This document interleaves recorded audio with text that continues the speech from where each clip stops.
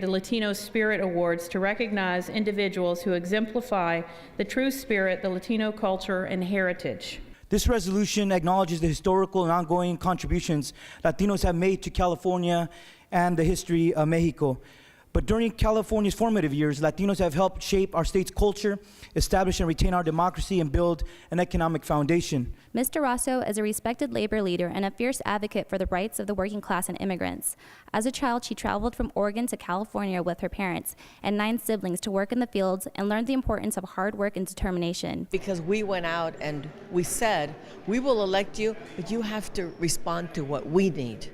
And that has begun to happen in a very big way. The fact that we have a driver's license for undocumented is one big reason. The fact that we have health care coverage for so many millions more Latinos, that's a reason to vote. That's a reason to be engaged. But Cinco de Mayo is truly a story of the underdog, los de abajo, people who overcame all odds. This group of mostly indigenous campesinos who defeated the most powerful army at that time, the French, in this battle known as La Batalla de Puebla. They were out-armed, outnumbered, but they were not outmatched. So today, Cinco de Mayo serves as a reminder of all positive attributes our Latinos have made here in California and throughout the country. It's about self-determination, about empowerment, about cultural pride. And Latinos have led efforts in civil rights, in fair labor laws, and political representation for the underrepresented, los de abajo.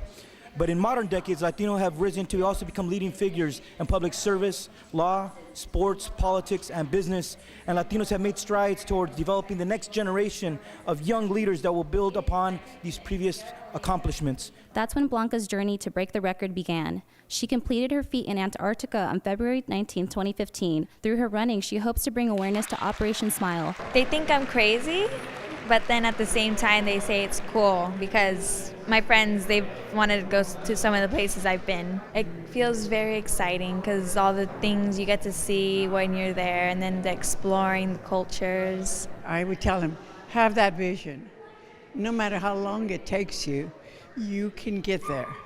Whether you have to work days and go to school nights, but there is a way. Don't let anybody tell you that you cannot do it. In 1972, after 10 years of night school and at the age of 41, Judge Munoz received a Juris Doctorate from Southwestern University School of Law.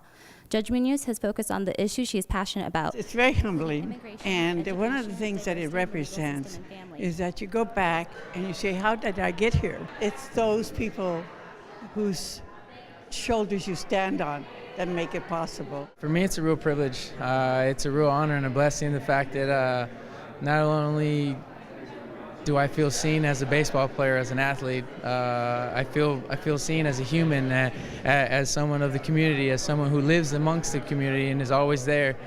So for me to be able to represent not only myself and where I'm from, Brawley, California, and my family, but to represent, the Mexican community. I pitch for the San Francisco Giants, but my most important job is being a dad.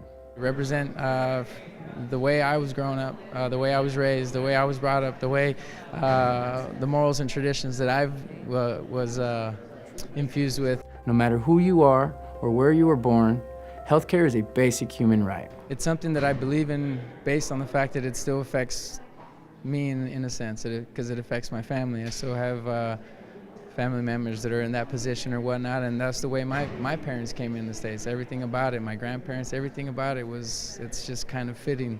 They went through the same struggles and didn't have certain situations. They were in certain situations that they couldn't get help or receive help. And I myself can imagine not being able to take my sons to get, health care or any kind of help in that regard. So it still affects my family. It really, really does. HR 16 further serves to recognize and honor distinguished Latinos from our community each year through the Latino Spirit Awards. And over the last decade, the Latino Spirit Awards have been handed out to various men and women with different backgrounds, including an Army General, an Associate Justice of the California Supreme Court, a world-renowned civil rights activist, a Kennedy Award-winning guitarist, and several famous actors and sports stars. This year's representatives are equally diverse, equally accomplished, and it is an honor to recognize such talented group of individuals in accordance with HR 16. The honoree for achievement in athletics is Sergio Romo. Originally from Brawley, California, Romo's love of baseball began at an early age. To be honest, I'd never really thought I would really make it as a baseball player. You know, I believed in myself, but you know, obviously, you kind of got to be in the right place in the right time to get that opportunity, and that's what happened with me. But all in all, I've always believed in myself and what I can do. I always believe that I can make an impact. I always believe that, in a sense, I could be a game changer. If anything, I want my sons to see is that their father was just a great example of anything is possible if you care and you put in that effort.